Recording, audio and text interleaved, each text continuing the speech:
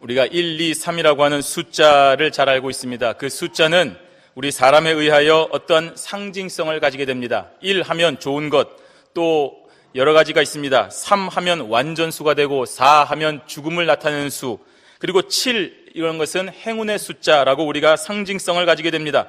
하지만 이것은 사람마다 틀리고 또 문화마다 틀린 것입니다. 한국의 엘리베이터나 고층 건물을 가보시면 4라고 하는 숫자 층이 없습니다. 4가 없거나 혹은 F로 표현이 됩니다. 4가 가지고 있는 그 죽음을 상징하는 불길함 때문입니다. 그러나 미국에서는 전혀 그렇지 않습니다. 4는 어디든지 다 있습니다. 오히려 13이 여기서는 불길한 숫자가 됩니다. 그러나 우리 신자는 이러한 숫자에 대해서 전혀 이상하게 생각하거나 제어될 필요가 없습니다. 나에게 13이 여러 가지가 왔다고 해서 오늘 불길한 일이 난다거나 13일에 금요일이라고 해서 오늘 외출을 좀 자제해야 된다거나 우리가 그렇게 전혀 신경 쓸 필요가 없는 것입니다. 숫자는 그저 숫자일 뿐입니다. 우리는 성령에 의하여 제어되는 하나님의 사람이기 때문에 숫자가 주는 상징성에 의하여 저와 여러분의 삶이 그것으로 인하여 영향을 받지 않습니다. 그러니 걱정하지 마시고 그냥 우리는 숫자는 숫자로 받아들이면 됩니다. 요즘 한국에서 세월호 희생자를 기리는 노란 리본에 대해서 말이 참 많습니다. 처음에는 아무런 별 말이 없었습니다. 그래서 희생자가 돌아오기를 바라는 마음에 노란 리본 또는 노란 나비 모양의 그런 엠블렘을 차용하기도 합니다. 그러다가 어느 순간 확인되지 않은 누군가에 의해서 그 리본이라는 것은 나비를 뜻하고 특히 노란 나비는 무속적인 의미로 저승에 가는 무슨 영혼으로 있기 때문에 그 노란 나비는 귀신을 부르기 때문에 특히 기독교인은 사용해서 안 된다고 하는 그런 말들이 나오고 있습니다. 결론부터 말씀드리면 전혀 사실이 아닙니다. 말도 안 되는 소리입니다.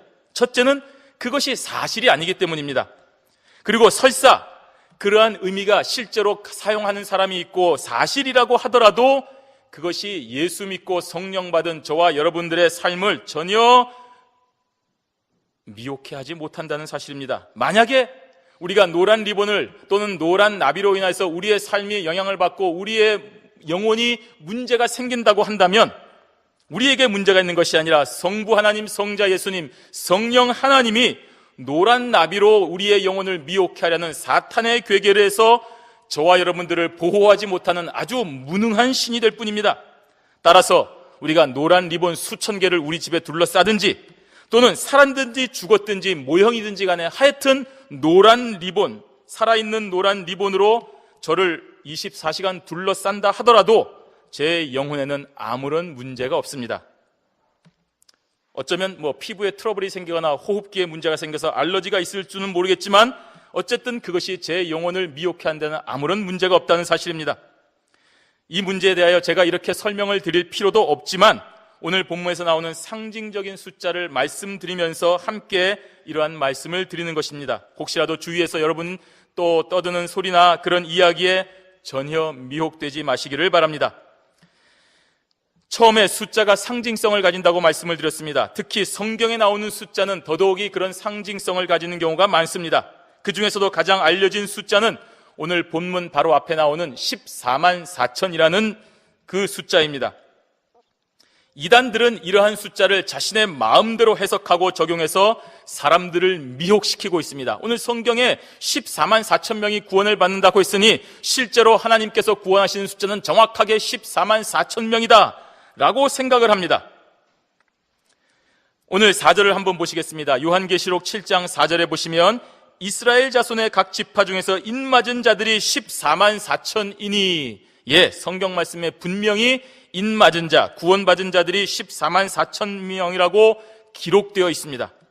인맞은 자는 구원받은 자를 뜻합니다. 그리고 그 수가 정확하게 14만 4천이라고 기록되었으니 온 세상 사람들 중에 하나님께서 인치시고 구원하는 자는 14만 4천 명이라는 주장을 할 만도 합니다. 그러나 여기서 말하고 있는 14만 4천은 실제적인 숫자를 나타내는 것이 아니라 바로 상징적인 숫자를 나타내는 것을 우리가 알아야 됩니다.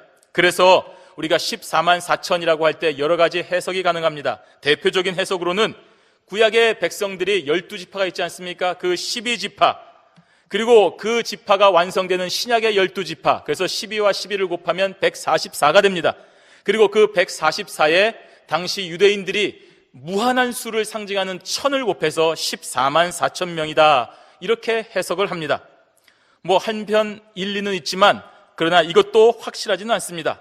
그 각각의 의미도 명확하지 않으며 동의할 수 없는 부분이기도 합니다. 12지파가 지금도 유지되지도 않을 뿐더러 그 12지파가 과연 정말 12를 얘기하는 것이냐 하는데도 의미가 우리가 갈릴 수가 있기 때문입니다. 그렇다면 이 수는 어떠한 상징을 나타내고 있다는 것으로 우리가 보아야 됩니다. 무슨 상징입니까? 그것을 바로 성경이 대답을 하고 있습니다. 오늘 본문 9절에 보시면 아무라도 능히 셀 수 없는 큰 무리라고 했습니다. 바로 이것이 14만 4천 명입니다. 정확하게 14만 4천 명이 아니라 아무라도 셀 수 없는 큰 무리, 이것을 우리가 14만 4천이다 라고 표현을 하는 것입니다. 즉 하나님께서 저와 여러분들을 구원하시고자 하시는 수는 몇 명이겠습니까? 한 10,000명 되겠습니까? 한 100만 명 되겠습니까? 한 1,000만 명 되겠습니까? 인간의 지식이나 지혜로는 가늠조차 할 수 없을 만큼 무제한적임을 알려주고자 사용한 상징적인 수가 바로 14만 4천이 되는 것입니다. 이러한 상징수를 통하여 오늘 본문은 그 구원의 숫자를 말하는 것이 아니라 바로 그렇게 하나님의 구원과 위로를 우리에게 말하고 있는 것입니다. 아무라도 능히 셀 수 없는 큰 무리, 너희가 상상할 수 없는, 너희가 셀 수 없는, 너희가 도무지 생각조차 할 수 없는 그런 큰 무리를 구원하시는 하나님께서 구원뿐만 아니라 그 구원받은 자들에게 오늘 더 이상의 슬픔이 없도록 눈물을 흘리지 아니하도록 그 눈물을 씻어주신다고 말씀하셨습니다. 이 세상을 살아가고 있는 저와 여러분들은 참 온갖 종류의 눈물을 흘리지 않습니까? 그 눈물은 상처와 아픔과 고통과 회한의 눈물이 담겨 있습니다. 먼저 가신 부모님에게 살아생전 효를 다하지 못한 흘리는 눈물이 있을 것입니다. 또 먼저 간 자녀들에게 제대로 해주지 못한 아픔을 가지고 평생을 괴로워하는 부모의 눈물이 있을 것입니다. 어떤 종류이든지 우리가 흘리는 눈물은 그 어떤 것으로도 근본적인 위로가 되지 못합니다. 사랑하는 자녀들을 저 차디찬 바다에 놓아두고 흘리는 부모의 눈물을 어느 누가 감히 위로해 줄 수가 있겠습니까? 우리 조국 대한민국에서 도저히 있어서도 안 되는 일, 정말 있을 수도 없는 일로 인하여 대형 사고가 또 일어나지 않았습니까? 삼풍백화점이 무너진 사고가 우리 기억에 생생한데 또 이런 사고가 일어났습니다. 정말 말도 안 되는 일들로 인해서 탑승자들에 대한 구조가 전혀 만족스럽지를 않습니다. 그리고 확인되지 않은 수많은 말들과 루머와 유언비어들을 통해서 구출받은 자들이나 희생자들, 그리고 아직도 배 안에 갇혀있는 자들의 가족들이 가슴을 치며 통곡하며 눈물을 흘리고 있습니다. 이들이 흘리는 눈물, 그 비통과 슬픔의 눈물을 누가 위로해 줄 수가 있겠습니까? 대통령이 가면 위로해 줄 수 있습니까? 아닙니다. 누구도 이들의 눈물을 닦아줄 수가 없습니다. 이 세상에서 그 어느 누구도 저들의 눈에 흐르는 눈물도 위로를 못해주고 멈추게도 못하는 것입니다. 하지만 하나님께서 그 눈물을 닦아주시고 더 이상 그러한 눈물이 흘려지지 않도록 위로해주고 계시는 것입니다. 오늘 말씀을 통하여 오늘 우리에게도 바로 그러한 위로가 있기를 소망하고 있습니다. 우리가 첫 번째로 생각할 것, 바로 죄악의 파도에서 우리를 구원해 주시고 모든 눈물을 씻어주시는 하나님께 감사와 찬송을 올려야 되는 것입니다. 제가 세월호 사건을 초기에 접했을 때 처음 발견했던 기사는 전원 구조였습니다. 참 감사했습니다. 안타까운 사고였습니다. 있어서는 안 된 사고이지만 그래도 사고 가운데 생명이 상하지 아니하고 다 구원을 받았으니 너무 좋다라고 생각을 하고 자게 되었습니다. 그런데 얼마 있다가 그것이 오보였음을 알게 되었습니다. 그리고 시간이 지날수록 그렇지만 제 마음속에는 시간이 지나면 지나갈수록 계속 많이 구조되어서 대부분 구조가 될 것이다 라는 막연한 희망이 저에게 있었습니다. 그렇게 되었다면 지금 온 나라가 이렇게까지 참담하지는 않았을 것입니다. 사고가 일어나지 않았으면 정말 좋았고, 혹 일어났다 하더라도 전원 구조가 되어서 인명피해가 없었다고 한다면 정말 좋았을 것입니다. 그러나 그토록 간절히 바랬던 전원 구조가 일어나지 않았습니다. 그래서 참 아프고 힘든 시간이 지금까지 이어지면서 많은 사람들이 함께 슬퍼하며 눈물을 흘리고 있지 않습니까? 이처럼 우리 인간에게 구원이라고 하는 것은, 생명의 문제라고 하는 것은 절실한 문제입니다. 절대적인 문제입니다. 그 구원 앞에 자식을 잃고 있는 그 부모가 생업을 따지겠습니까? 자신의 생명을 돌보겠습니까? 자신의 무슨 급한 약속을 돌보겠습니까? 아무것도 없습니다. 생명과 구원의 문제에 있어서 인간은 절대적인 것입니다. 그 인간들은 오늘 죄악의 성난 파도에 휩쓸려 가고 있습니다. 오늘 저와 여러분의 삶이 죄악의 성난 파도 가운데 휩쓸려 가고 있는 중입니다. 이 세상호가, 세월호가 아닌 이 세상호가 죄악의 바다에서 침몰하였고, 저와 여러분들은 지금 거기서 죽어가고 있는 것입니다. 그렇게 죽어가고 있는 우리들을 하나님께서 구원하여 주셨습니다. 그래서 우리는 오늘 이 시간에 하나님 앞에 구원과 감격의 찬송을 올려드리는 것입니다. 오늘 본문 9절과 10절 말씀을 우리 함께 읽도록 하겠습니다. 요한계시록 7장 9절과 10절 말씀 함께 읽습니다. 이 일 후에 내가 보니 각 나라와 족속과 백성과 방언에서 아무라도 능히 셀 수 없는 큰 무리가 흰옷을 입고 손에 종려 가지를 들고 보좌 앞과 어린 양 앞에 서서 큰 소리로 외쳐 가로되 구원하심이 보좌에 앉으신 우리 하나님과 어린 양에게 있도다 하니 아멘. 여기서 각 나라, 족속, 백성, 방언, 이것은 모든 인류를 포함하는 중복적인 표현이 됩니다. 즉 예수 그리스도의 대속 사역의 범위는 한 가정으로 끝나는 것이 아니고, 혈적으로 맺어진 관계로만 끝나는 것이 아니고, 같은 동족으로 이루어진 어떤 나라와 민족만을 구하는 것이 아니고, 같은 언어를 사용하는 나라, 같은 이념과 사상으로 동일한 법과 정치 질서를 가지고 있는 나라에서 끝나는 것이 아니라 모든 것을 다 아우르는 우주적인 것임을 표현하고 있는 것입니다. 하나님께서는 특정한 사람을 구원하지 않습니다. 특정한 가문, 특정한 나라, 이스라엘이라고 하는 특정한 민족, 유대인이라고 하는 그 민족으로 제한된 하나님이 아니십니다. 하나님은 저와 여러분들을 창조하신 구원주이십니다. 그 대상은 온 우주가 됩니다. 그 놀라운 구원의 대상이 된 무리들이 지금 그 구원에 감사해서 하나님을 찬송하고 있는 것입니다. 아무라도 능히 셀 수 없는 큰 무리, 바로 여기에 나오지 않습니까? 앞서 4절에서 우리가 함께 상징적으로 했던 14만 4천 명으로 상징되는 바로 그 무리들이 하나님으로부터 구원을 받은 것입니다. 몇 명입니까? 누구입니까? 우리는 그것을 알 수 없습니다. 그러나 중요한 것은 우리가 그 안에 있다는 사실입니다. 온 우주와 시간을 초월하여 구원받은 무리들의 수 가운데 우리가 들어있다는 사실로 감사하고 감격할 뿐입니다. 누가 구원받았습니까? 누구는 왜 구원받지 않았습니까? 옛날에 살던 사람은 왜 잘못되었습니까? 이런 신경 쓰지 말아야 됩니다. 하나님께서 구원하시기로 작정된 인원은 다 빠짐없이 구원하셨습니다. 그 영역은 오로지 우리 하나님의 영역이신 것입니다. 왜 저 사람은, 왜 나는? 이런 질문을 우리가 할 필요가 없습니다. 따라서 구원받은 사람은 그 구원에 감사하고 감격하여 구원주 하나님께 찬송과 영광을 돌려야 되는 것입니다. 이렇게 구원을 받은 이루 셀 수 없는 큰 무리들은 바로 부활과 승리를 상징하는 종려 가지를 들고 큰 소리로 하나님께 찬송하는 것입니다. 그 찬송의 내용이 이것입니다. 구원하심이 보좌에 앉으신 우리 하나님과 어린 양에게 있도다 라고 찬송하고 있습니다. 하나님의 놀라운 사랑과 그 뜻에 온전히 순종하여 십자가의 길을 걸어가신 예수 그리스도께서 우리 구원의 놀라운 은혜를 베푸셨다는 고백인 것입니다. 이러한 찬송에 그들을 둘러싼 천사와 보좌와 장로와 내 생물들이 아멘으로 화답하여 하나님 앞에 경배하였습니다. 우리 11절과 12절 말씀 함께 읽도록 하겠습니다. 모든 천사가 보좌와 장로들과 내 생물의 주위에 섰다가 보좌 앞에 엎드려 얼굴을 대고 하나님께 경배하여 가로되 아멘. 찬송과 영광과 지혜와 감사와 존귀와 능력과 힘이 우리 하나님께 세세토록 있을지로다. 아멘 하더라. 아멘. 얼마나 감격스러운 장면입니까? 여러분, 이것을 한번 상상을 해보시기 바랍니다.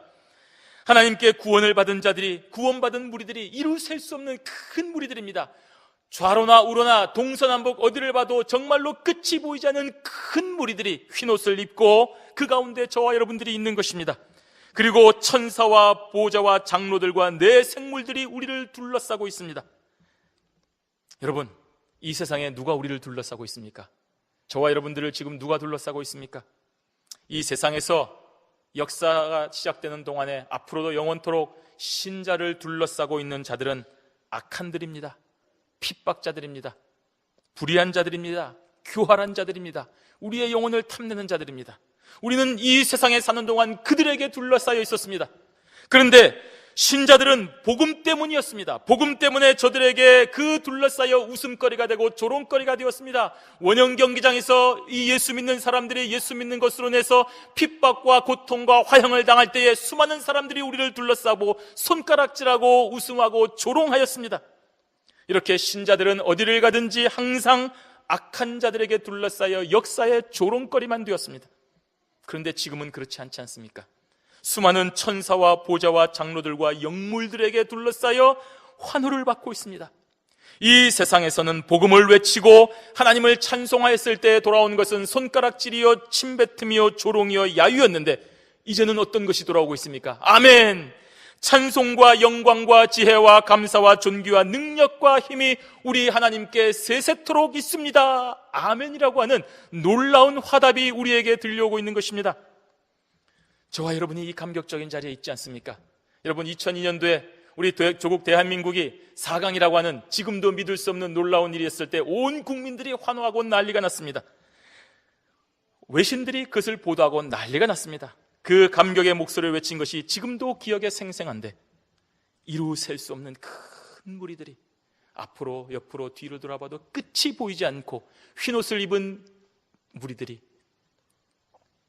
수많은 천사와 보좌와 장로들과 영물들에 둘러싸여 하나님을 찬송하고, 우리가 하나님을 찬송하였을 때 그들이 하나님께 화답하고, 우리가 하나님 앞에 구원의 감격을 고백하였을 때 그들이 또 아멘으로 화답하는 이 놀라운 곳에 저와 여러분이 서 있다고 생각을 해보십시오. 얼마나 짜릿하겠습니까? 얼마나 감격적이겠습니까?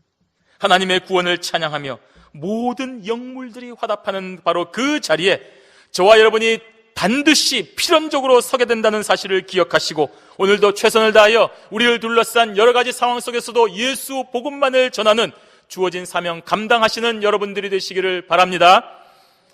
눈물을 씻어주시는 하나님, 두 번째로 생각하는 것은 바로 고난과 질고의 힘든 세월을 살아갔던 성도들에게 이 땅이 아닌 저 하늘의 장막에서 하나님의 위로가 있음을 우리가 기억을 해야 됩니다. 우리 13절 말씀 한번 보시겠습니다. 함께 읽습니다. 장로 중에 하나가 응답하여 내게 이르되 이 흰옷 입은 자들이 누구며 또 어디서 왔느뇨? 누가 질문을 하고 있습니다. 이는 당시 묵시 문학에서 사용되는 문답 기법입니다. 원래는 사도 요한이 궁금한 것입니다. 도대체 이 흰옷 입은 자들이 누구일까? 라고 궁금하고 있는 것을 해소하기 위하여 이렇게 질문과 대답 형식으로 그 궁금증을 밝혀주고 우리의 정체성, 흰옷 입은 자들의 정체성을 분명하게 말해주고 있는 것입니다.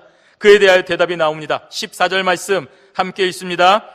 내가 가로되 내 주여 당신이 알리이다 하니 그가 나더러 이르되 이는 큰 환난에서 나오는 자들인데 어린 양의 피에 그 옷을 씻어 희게 하였느니라.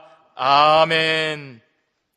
그러한 장로들의 질문에 요한이 대답을 합니다. 네 주여, 저는 모르지만 당신이 알지 않지 않습니까? 라고 고백함으로 자신의 무지를 겸손하게 인정하고 이제 빨리 온전히 깨달음을 더에게 달라고 요청을 하고 있는 것입니다. 그리고 그 요청에 아까 물었던 장로가 대답을 하고 있는 것입니다. 바로 이 흰옷 입은 큰 무리들, 이루 셀 수 없는 큰 무리들은 바로 큰 환난에서 나오는 자들이다 라고 대답을 해줬습니다. 누구입니까? 예수님과 함께 십자가를 지고 고난을 받은 자들이 바로 이 큰 환난에서 나온 자들입니다. 세상에서 예수 그리스도의 이름을 믿는 것으로 인하여 멸시와 천대를 받은 자들이었습니다. 귀족이었다가 예수를 믿은 것 때문에 노예가 된 자들을 말하고 있는 것입니다. 세상의 권력자들로부터 수모를 당하고 신문을 받았던 것입니다. 네가 오늘 나의 이름을 위하여 살 것이냐, 예수의 이름을 위하여 살 것이냐. 그때 예수의 이름을 택하고 죽음을 당하였던 자들입니다. 이 세상에서 평범하게 살지 못하고 자기 집을 놔두고 암열과 토굴을 해서 주님을 찬양하며 유리하고 방황하던 바로 그런 자들이었습니다. 우리 사랑하는 동족들이 있는 저 북한 땅에서 지금도 예수를 증거하기 위하여 저 지하당 동굴에서 지하에서 주님을 찬양하고 주님 다시 오시기만을 기다리는 그런 자들이 바로 큰 환난에서 나오는 자들입니다. 우리가 살아가면서 예수 이름 때문에 받는 온갖 오해와 핍박으로 인하여 큰 환난의 터널을 통과한 자들이 오늘 바로 흰옷 입은 자들이란 말입니다. 예수 그리스도의 삶을 살아가고 예수 그리스도의 죽음을 온몸으로 짊어지는 삶을 살았던 자들입니다. 그러한 자들이 이제 어린 양의 피에 그 옷을 씻어 희게 되었습니다. 자신의 공로가 아니었습니다. 내가 열심히 살았더니 내가 이렇게 거룩한 자가 되었다. 아닙니다. 내가 열심히 하나님의 법도를 지켜서 살았더니 이렇게 놀라운 구원의 반열에 있게 되었다. 아닙니다. 오늘 자신의 공로가 아니라 예수 그리스도의 보혈로 희게 되었다고 말하고 있습니다. 무슨 말입니까? 이는 바로 구원이라고 하는 것은 전적으로 하나님의 어린 양 예수 그리스도의 피로 말미암은 말씀을 다시 한번 확인해 주는 말씀입니다. 이렇게 어린 양의 피에 씻음을 받아 희게 된 무리들에게 하나님의 큰 위로가 있다라고 말씀하고 있습니다. 우리 15절 말씀 함께 읽도록 하겠습니다. 그러므로 그들이 하나님의 보좌 앞에 있고 또 그의 성전에서 밤낮 하나님을 섬기매 보좌에 앉으신 이가 그들 위에 장막을 치시리니 아멘. 이 세상에서 저와 여러분들이 멸시와 천대를 받고 여기 있지 못하고 고향을 떠나 본토 친척 아비집을 떠나 먼 곳으로 방황하며 유리할 때에 우리는 머물 곳이 없던 자들이었습니다. 이 땅에 의지할 곳이 없던 자들이었습니다. 그런데 이제는 저들이 어디에 있습니까? 광야에 있지 아니하고 하나님의 보좌 앞에 있다고 했습니다. 창조주 하나님께서 계시는 보좌에서 영원히 거하게 되는 것입니다. 그곳에는 더 이상 아픔이 없습니다. 그곳에는 더 이상 눈물이 없습니다. 그곳에는 우리가 도망하여 피하지 않아도 되는 곳입니다. 그곳에는 사업이 되지 않아서 고통과 연민으로 빠져서 걱정할 필요가 없습니다. 그곳에서는 우리와 우리의 자녀들 때문에 걱정과 근심이 없는 곳입니다. 더 이상 아픔과 눈물이 없는 곳입니다. 그 하나님께서 계시는 하늘 성소에서 우리가 무엇 하십니까? 밤낮으로 하나님을 섬기는 기쁨만이 존재하는 것입니다. 실로 하나님께서 약속하셨던 나는 너희 하나님이 되고 너희는 내 백성이 되리라 라고 계속하여 말씀하신 그 약속의 완전한 성취입니다. 계시록 21장 3절과 4절에서 보시면 보라 하나님의 장막이 사람들과 함께 있음에 하나님이 저희와 함께 거하시리니 저희는 하나님의 백성이 되고 하나님은 친히 저희와 함께 계시다라고 말씀을 하고 계십니다. 믿는 성도는 하나님 보좌 앞에 있는 장막에서 줄이지 아니하며 목마르지 아니하고 상하지 아니하는 것입니다. 오늘 16절 한번 보시겠습니다. 함께 읽습니다. 저희가 다시 줄이지도 아니하며 목마르지도 아니하고 해나 아무 뜨거운 기운에 상하지 아니할지니 아멘. 얼마나 위로가 되는 말씀입니까? 당시 그리스도인들은 로마로 대변되는 로마 제국과 황제로 대변되는 세상의 핍박으로 인하여 굶주렸습니다. 목말랐습니다. 고통을 겪었습니다. 핍박을 당하였습니다. 이는 바로 저와 여러분들이 살아가고 있는 이 지상에 전토하는 교회가 당면하고 있는 어쩔 수 없는 상황입니다. 예수 믿는다고 이런 고난이 없습니까? 아닙니다. 예수 믿는다고 우리가 세월에서 우리만 혼자 평 하고 튀어나옵니까? 아닙니다. 예수 믿는 사람들도 이 땅에서 이런 고난과 눈물과 아픔 때문에 처절한 싸움을 싸워야 된다는 것입니다. 어쩔 수 없습니다. 예수를 믿고 따르는 저와 여러분들의 사랑하는 자녀들이 사람들의 어른들의 탐욕과 이기심으로 가득한 세상의 부조리에 의하여 희생당하는 아픔이 있는 세상입니다. 하지만 오늘 하늘 보좌 앞에 장차 저와 여러분들이 영원히 머무게 될 하나님의 장막에는 이러한 아픔이 없다는 말씀입니다. 다시는 줄이지 않는다고 했습니다. 목마르지 않다고 했습니다. 해나 아무 뜨거운 기운에 상하지 아니한다고 했습니다. 오늘 원문 성경에는 결코 상하지 아니한다라고 아주 강하게 강조를 하고 있습니다. 너희들이 지금 핍박을 받느냐? 너희들이 억울한 일을 당했느냐? 너희들이 아픔이 있느냐? 너희들의 눈에 흐르는 눈물이 있느냐? 걱정하지 마라. 여기는 다시는 그와 같은 아픔이 결코 없다라고 강조하고 있는 것입니다. 왜 그렇습니까? 그 나라에서는 하나님과 함께 거하시기 때문에 어떠한 것도 우리를 절대로 상하게 할 수가 없는 것입니다. 이는 하나님의 보좌 가운데 계신 어린 양이 우리의 목자가 되시기 때문입니다. 우리 17절 말씀 함께 읽겠습니다. 이는 보좌 가운데 계신 어린 양이 저희의 목자가 되사 생명수 샘으로 인도하시고 하나님께서 저희 눈에서 모든 눈물을 씻어 주실 것임이러라. 아멘. 누가 우리의 목자가 되십니까? 접니까? 아닙니다. 십자가의 죽음을 이기시고 승리하신 예수 그리스도께서 우리의 목자가 되시는 것입니다. 그분이 우리의 목자가 되셔서 우리를 생명수 샘으로 인도하십니다. 다시는 죽음이 없는 곳입니다. 생명수 샘. 더 이상 사랑하는 사람과 이별이 없는 곳입니다. 죽음의 고통에 사로잡혀서 흩느끼는 곳이 아닙니다. 우리는 이제 죽음의 고통에서 해방되는 것입니다. 생명의 근원이 되시는 하나님께서 계시는 곳이 바로 생명수 샘입니다. 하나님께서 함께 계시는 그곳으로 우리를 인도하시니 바로 그곳에 영원한 생명이 있는 것입니다. 더 이상 눈물이 없습니다. 왜냐하면 하나님께서 우리 눈에서 흐르는 눈물을 씻어주실 것이기 때문입니다. 하나님께서 저희 눈에서 모든 눈물을 씻어주신다고 했습니다. 시편 84편 6절에 보시면 저희는 눈물 골짜기로 통행한다라고 했습니다. 그렇습니다. 오늘 저와 여러분, 성도가 잠시 머무는 이 세상은 눈물 골짜기입니다. 사망의 음침한 골짜기입니다. 온갖 종류의 눈물을 흘리는 곳입니다. 각종 질병과 사고로 인하여 사랑하는 사람을 죽음에 빼앗기고 통곡하여 흘리는 눈물의 골짜기입니다. 전쟁과 테러와 천재지변으로 인하여 고통과 아픔에 흘리는 눈물의 골짜기가 있는 곳입니다. 탐욕과 안일에 빠진 사람들에 의하여 사랑하는 자녀를 잃고 오늘도 흘리는 눈물의 골짜기가 우리 세상입니다. 가족과의 관계가 어색해지고 오해와 미움으로 인하여 흘리는 눈물이 있는 골짜기입니다. 하나님의 나라를 위하여 열심히 일하였지만 어쩔 수 없는 연약함을 깨닫고 그 일로 인하여 흘리는 눈물이 있는 곳입니다. 아무리 애를 써도 아무리 하려고 해도 되지 않는 일로 인하여 비통에 빠져서 흘리는 눈물이 있는 곳, 이외에도 실로 이루 말할 수 없는 눈물의 사연이 강처럼 흐르고 흘러서 넘치고 있는 것이 오늘 저와 여러분이 살고 있는 이 세상입니다. 눈물의 골짜기입니다. 그런데 이러한 세상에서 흘리는 모든 눈물을 하나님께서 다 씻어주신다고 했습니다. 얼마나 좋은 일입니까? 이 씻어주신다는 말은 완전히 제거하신다는 말입니다. 우리의 눈물의 근원을 없애주신다는 말입니다. 완전히 소멸하시는 것입니다. 그래서 그 하나님께서 씻어주시는 동안에 그 이후에는 더 이상 우리의 눈에서 눈물이 흐르지 않는 위로가 있다는 말씀입니다. 눈물의 근원을 제거하시는 분만이 할 수 있는 위로입니다. 세월호의 참사로 인하여 흘리는 부모의 눈에 흐르는 눈물을 씻어주실 분은 오로지 우리 하나님이십니다. 이 세상의 대통령이나 권력자가 저들의 눈에 흐르는 눈물을 씻어줄 수가 없습니다. 저들은 생명의 주관자가 아니기 때문입니다. 저들은 이러한 사고를 감당할 수가 없는 자들이게 되기 때문입니다. 그렇지만 우리 하나님은 그렇지 아니합니다.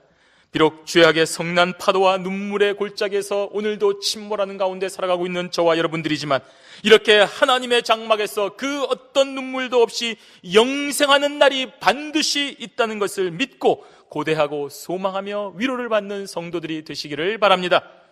성도 여러분, 사도 요한은 반모섬에서 갇혀서 이 놀라운 환상을 보았습니다. 언젠가 다가올 그날에 정말 온 우주에서 모여든 이루 셀 수 없는 큰 무리들이 흰옷을 입고 그 손에 종려나무 가지를 들고 하나님의 보좌 앞과 어린 양 앞에 서서 큰 소리로 하나님을 찬양하며 찬송을 부르며 영광을 하나님과 어린 양에게 돌리는 놀라운 환상을 본 것입니다. 모든 천사가 보좌와 장로들과 내 생들물들과 함께 화답하는 장면도 보았습니다. 그리고 보좌에서 나온 어린 양이 흰옷 입은 자들을 인도하여 이제 하나님의 장막, 하늘 장막으로 인도하여 영생토록 누리는 환상도 보았습니다. 그리고 그곳에 주림도 없고 목마름도 없고 상함도 없다고 했습니다. 왜냐하면 보좌 가운데에 계시는 어린 양이 우리의 목자가 되시기 때문입니다. 그 어린 양이 우리를 생명수샘으로 인도하시기 때문입니다. 그 좋은 곳에서 하나님이 우리와 함께 하셔서 우리 눈에서 그동안 흘렸던, 이 세상의 눈물 골짜기에서 흘렸던 모든 눈물을 씻어주시기 때문입니다. 요한이 보았던 이러한 환상은 장차 저와 여러분들이 보게 될 장면이며, 우리도 또한 그 벅차고 감격스러운 장면에서 함께 있게 될 곳이기도 합니다. 우리 지난주 부활주일에 경양의 성도들이 함께 우리가 예수님의 부활을 찬양했습니다. 사랑하는 자녀들과 부모들이 다 함께 순서를 맡고 찬송하며 감사와 영광을 돌렸습니다. 그런데 교회 밖에서는 여전히 함께하지 못하는 사람들이 있어서 안타까운 심정도 있었습니다. 그런데 우리가 하나님의 보좌 앞에서는 그 영광스럽고 감격스러운 날에는 이런 소외되는 자들이 없습니다. 그날에는 모든 구원인들이 함께 모여서 나를 구원해 주신 하나님을 큰 소리로 찬송하고 화답하는 감격만 있습니다. 하나님의 크신 능력은 모든 믿는 자 한 사람 한 사람을 다 구원하여 주시기 때문입니다. 이 땅에서는 능력이 부족하고 판단이 미숙하여 구원하지 못하는 아픔이 있지만, 저 하늘에는 그러한 아픔이 없습니다. 이 땅에는 돈과 명예와 탐욕과 사리사욕으로 인하여 귀한 생명들을 안타깝게 쓰러지게 하지만, 우리 하나님의 나라에서는 결코 그러한 일이 없습니다. 사도 요한이 하나님으로부터 환상을 받은 그 시대에 믿는 자들에게는 얼마나 많은 고통과 아픔이 있었습니까? 십자가에서, 원형 경기장에서, 지하 감옥에서, 공개적인 장소에서 예수를 믿고 고백한 것으로 인하여 살과 뼈가 찢기고 상하며 불태워지고 목배임을 당하지 않았습니까? 종교 기득권자들의 자리를 보존해주기 위해서, 로마의 정치 권력을 안정시켜주기 위해서, 권력자들의 배를 불려주기 위해서 수많은 기독교인들이 희생양이 되고 눈물을 흘리며 죽임을 당하였습니다.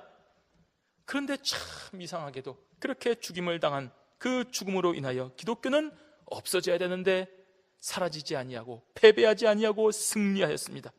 수많은 기독인들을 죽게 했던 저들과 저들의 민족과 나라는 이제 더 이상 존재하지 않습니다. 그러나 저들의 희생과 순종으로 전파된 예수 그리스도의 놀라운 이름은 지금도 온 세상에서 가장 크고 영광스러운 구원의 이름으로 찬송을 받고 있습니다. 우리 세월호의 끔찍한 사건이, 그 과정과 그 이후 전개되는 믿기 어려운 일들을 우리가 접하면서 정말 도대체 진실이 무엇인가를 생각하게 됩니다. 고민하게 됩니다. 그러나 분명한 것은 자신의 안위와 욕심으로 인해서 타인을 희생시키고 수많은 사람들을 죽음으로 몰고 간 자들에게는 하나님의 공의로운 심판, 엄정한 심판이 있다는 사실입니다. 살아있는 우리 희생자들은 가족들이 외치는 목소리를 들어야 됩니다. 저들의 눈물과 함께 울어야 됩니다.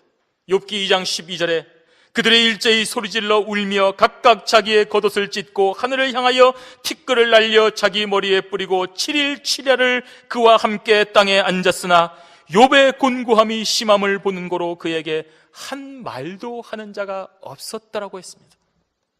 욥의 친구들이 욥이 고통을 당하였다는 소리를 듣고 쫓아왔습니다. 그 고난과 슬픔에 함께 울어주었습니다. 무슨 말을 할 수가 없었습니다. 무슨 위로를 할 수 있겠습니까? 한순간에 모든 재산이 사라지고 그 사랑하는 아내와 자녀들이 다 죽었는데 무슨 말로 위로를 할 수가 있겠습니까? 괜찮다, 괜찮아, 살 수 있어, 무슨 말을 할 수가 있겠습니까? 그저 7일 7야를 그와 함께 울 수밖에 없었던 것입니다. 그에게 한 말도 하는 자가 없었다고 했습니다. 예수님도 나사로의 죽음 앞에 심령의 통분이 여기고 눈물을 흘리셨습니다. 사도 바울은 로마서 12장 15절에 우는 자들로 함께 울라고 했습니다. 그리고 그들의 아픔에 동참하라고 했습니다. 저와 여러분이 그래야 됩니다. 이 사건을 이대로 절대로 잊어버려서는 안 됩니다. 다시는 이와 같은 사고가 발생하지 않도록 끊임없이 우리 자신의 주변을 돌아봐야 됩니다. 탐욕으로, 이기심으로 공공의 안전을 위협하는 일에 대하여 우리가 보았으면 외쳐야 됩니다. 예수 믿는 신자는 구원받은 사람으로서 결코 소극적이거나 비겁한 삶을 살아서는 안 됩니다. 나는 구원받았으니까 나는 잘되고 다른 사람에게 괜히 그것을 얘기하여 분란을 만들 필요가 없다라고 그런 소극적인 삶을 살아서는 안 됩니다. 예수님의 복음을 전하기 위하여 오늘도 적극적으로 예수를 믿는 신자답게 살아야 됩니다. 우리 눈앞에 조그만 이득을 위해서 다른 사람의 이익을 빼앗고 안전을 위협하는 자가 되서는 안 됩니다. 또한 그것을 목격할 때 아니라고 외칠 수가 있어야 합니다. 아닙니다. 그렇게 해서는 안 됩니다. 내가 돈을 좀 더 벌자고, 내가 좀 더 패하자고 이러한 일을 하게 해서는 안 됩니다 라고 외쳐야 되는 것입니다. 그런 외침으로 인하여 따돌림을 당할 수도 있고 귀찮은 일이 생길 수도 있어도 결국은 그로 인하여 하나님께서 기뻐하는 공의로운 세상이 더 가까이 가기 때문입니다. 여러분, 그로 인하여 흘리는 눈물이 있어도 하늘 보좌에서 그 눈물을 씻어주시는 하나님의 위로를 기억하며 오늘도 주어진 저와 여러분의 현장에서, 세상에서, 또 사는 모든 곳에서 하나님의 영광과 축복을 소망하며 살아가는 저와 여러분이 되시기를 주님의 이름으로 축원합니다.